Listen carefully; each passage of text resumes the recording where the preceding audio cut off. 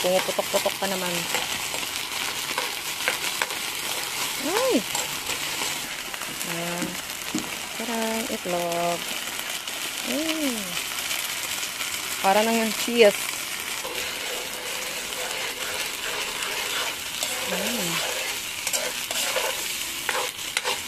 Paborito to ng mga bata. Ilang si Bibot. Paborito niya to. Sardinas na may itlog.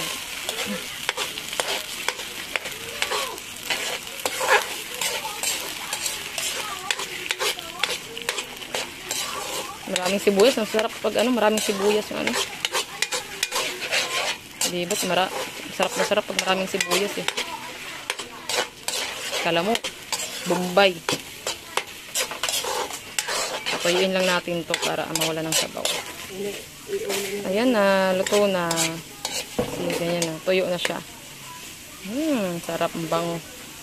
Ganyan lang, simple, pero masarap. Busog ka na. Diba?